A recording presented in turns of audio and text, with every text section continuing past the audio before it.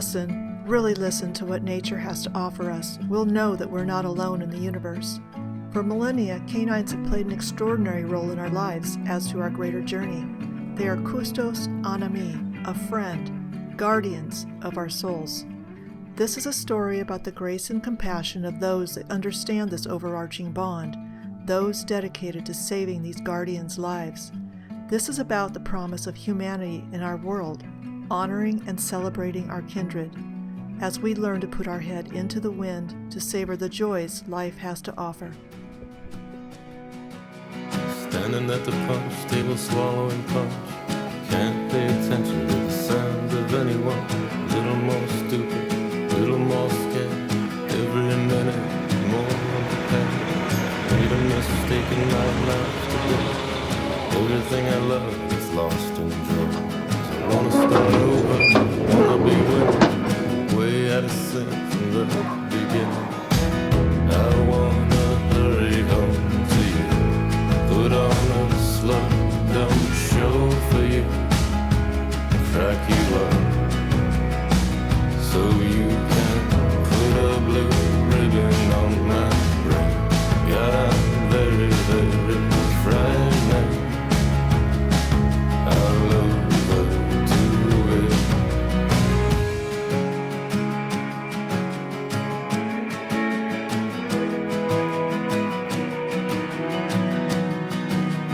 Looking for somewhere to stand instead.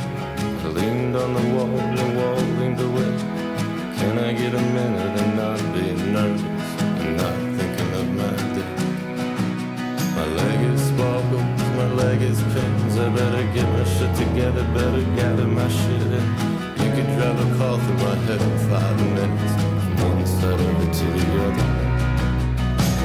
I wanna hurry home to you. Put on a slow down show for you. Crack you up so you can put a blue ribbon on my brain. God, I'm very, very frightened. I'll overdo it.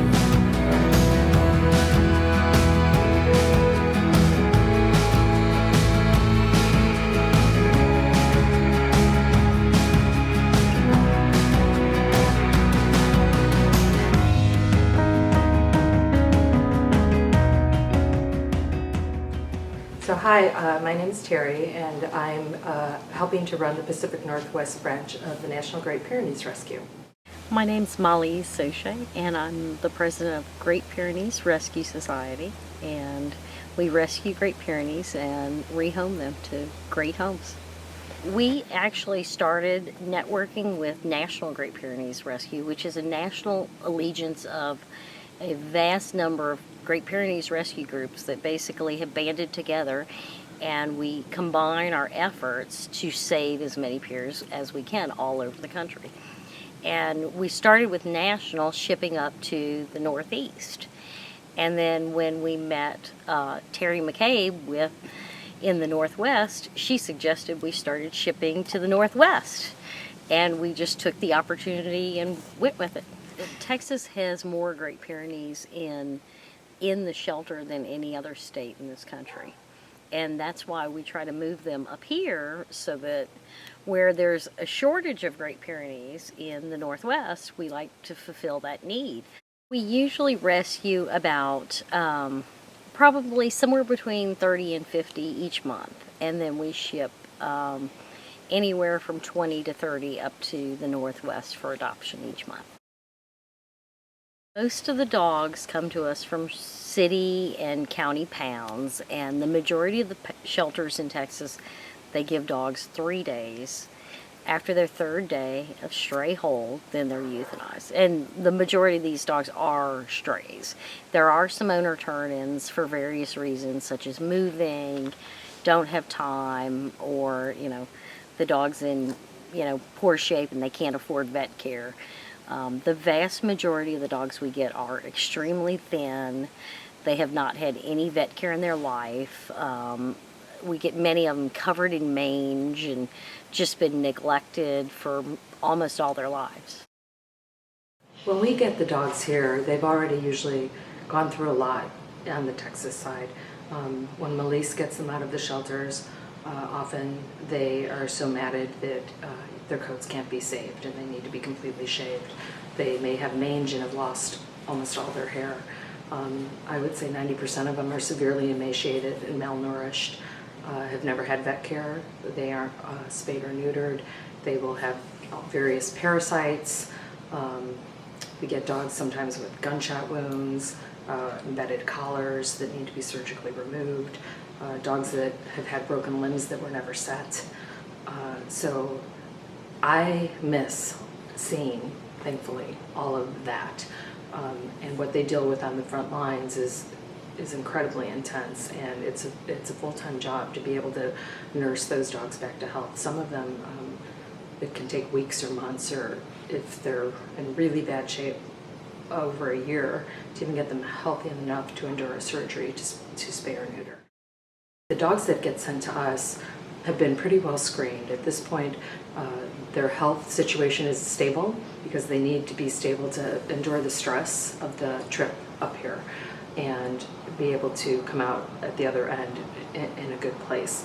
They've been screened for temperament to send, we're not a shelter, it's just a group of volunteers and people with kids and soccer practice and jobs and a lot of other things going on. We don't have a facility to just put a dog in if it's a problem, and we operate on a shoestring budget as well in terms of the finances of being able to medically care for all the dogs. So when they get here, they're usually, I've missed most of it other than talking on the phone and seeing the photos. They're in pretty good shape. And that's my perspective because I see what goes on behind the scenes. Sometimes though, the impression of people when they come off transport, they're scared, they're stressed, they stink. They may have really goofy haircuts because we try and save some of the coat if we can't, but often we can't. So they don't have much undercoat because it's so hot down in Texas, so they don't grow an undercoat and they've been malnourished. So it's hard for people to visualize the beauty that will be their dog in 6 to 12 months. And I often bring out my dogs who are all rescues who now have these gorgeous glowing coats and happy attitudes and playfulness, and say this is going to be what you're going to have in 6 months. But it's a journey, and you have to be empathetic to where your dog's been. And sometimes the reality is we don't know where your dog's been. We don't know where they came from. We don't know what life they've had. We don't know if they've been abused or not. But we do know that with the proper care and love and approach, that none of it's going to matter. So when the transport arrives, it's kind of chaos. We can have up to 50 people here, volunteers, families pre-approved to adopt who are coming to look at multiple dogs, and then families who've already actually adopted a dog and are standing there beaming with their leash and collar and ready to start an exciting new chapter with their new animal friend.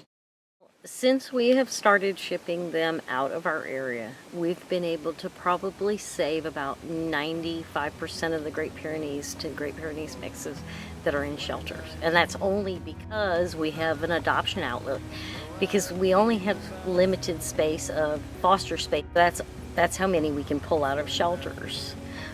But we've been able to save the vast majority of the Great Pyrenees and Great Pyrenees mixes that come into shelters in Texas.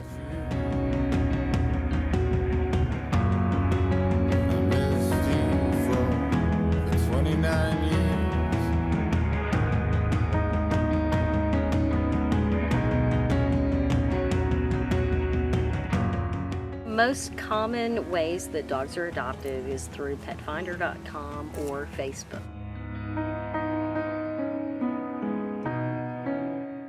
Yeah, I do all the dog postings myself on Pet Finder, so try and create something about a dog I've never met going on with the little information I have, and then we update them.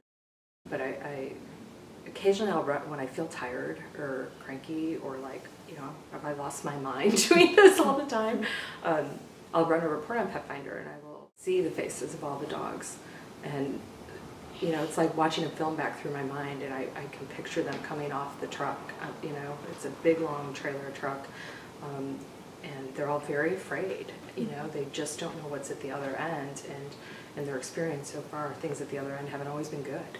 And so you feel the fear when the door opens, but then you have all these excited, hopeful human beings like holding their leashes, waiting, and volunteers who have been doing this with me for months, who show up early on a Saturday morning in the pouring rain and the cold and stand out there and do this with me.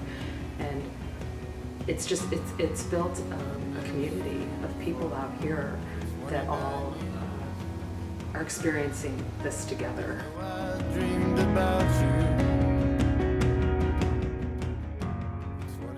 What we do in rescue is basically, it's a spider weave of volunteers that come together to make a complete spider web for all the dogs to go from one place to another.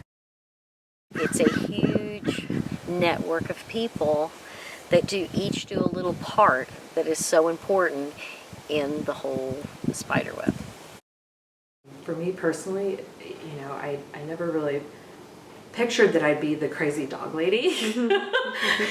And now I'm really proud to be the crazy dog lady. I think it's good, because I think you need a little crazy in you, quite frankly, in a good way, to be able to commit yourself to doing this kind of work. And it is tiring, and it is draining, and it is nonstop, because when all the dogs leave from the transport and go home with people, for me, that's when it gets the busiest. So you think it would be quiet time, but now people are calling with all the behavior questions, and oh my gosh, they're afraid of stairs. They've had a stair trauma, and I always have to tell them, no, there's no stairs in Texas. So these dogs have never had to walk up and down stairs, so they have to get used. There's just a lot of behavior things, some health, residual health ramifications from the stress, and upper respiratory, diarrhea, questions about feeding. So it's kind of the cycle that really never ends. And every time I think I can breathe and relax, it's time to start posting the next dogs, and it's time to start looking for new fosters.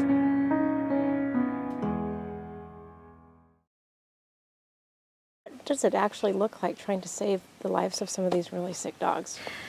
It's very, very heartbreaking to go through it, and because we have such limited funding, we don't have a lot of money to run these dogs to the vet. A lot of times people don't understand that we can't go bring a dog to the vet and have them stay at the vet for 2 or 3 days.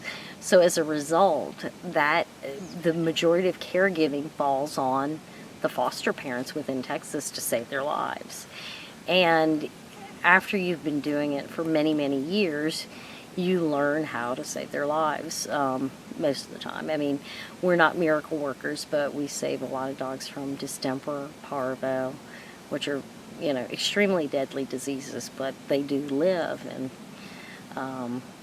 it's really heartbreaking to go through. I mean, you can fight and fight and fight, and then the puppy dies, and it's hard. What was it like today? How did it feel? Well, today it was a wonderful experience. I got to see the other side of rescue. A lot of times I get to see the sad, depressing state of dogs that are neglected and abused, and they just don't have anybody that cares. And it's wonderful to see so many wonderful families come out and be so happy to welcome their new friend into their lives, and they're willing to do whatever it takes to make a forever friend. And they're so appreciative of being able to get a wonderful dog to come into their family, and it means a lot. And it's very important to all the volunteers that work on the sad side to be able to see the happy side. Run away, 'cause I won't run. No, I won't be no runaway. What makes you think I'm enjoying being led to the flood?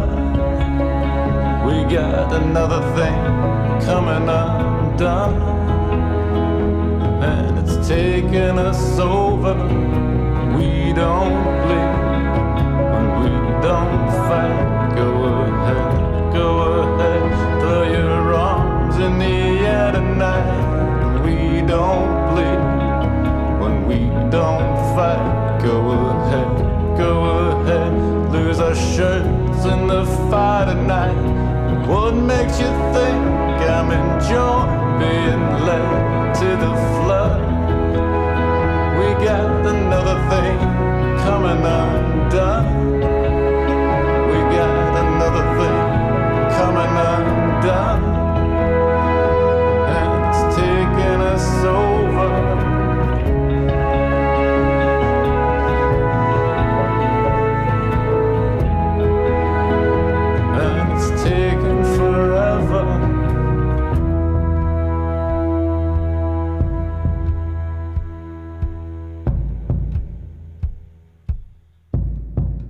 I've been helping with the Pyrenees rescue, and my name is Aiden McCabe. And they're just so big and gentle.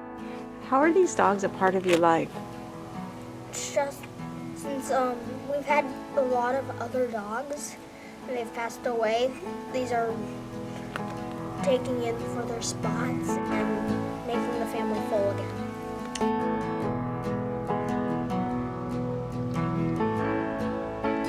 Every time you get a drink, and every time you go to sleep, all those dreams inside your head. Is there sunlight on your bed? And every time you're driving home, way outside your safety zone, wherever you will ever be, you're never getting rid of me.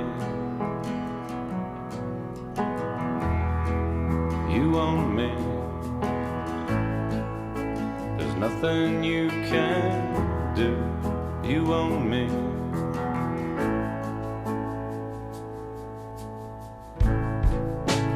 Could have made a safer bet, but what you break is what you get. You wake up in the bed you make. I think you made a big mistake. You own me. There's nothing you can do. You own me.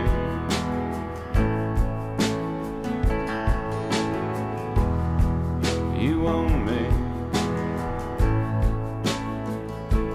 Lucky you.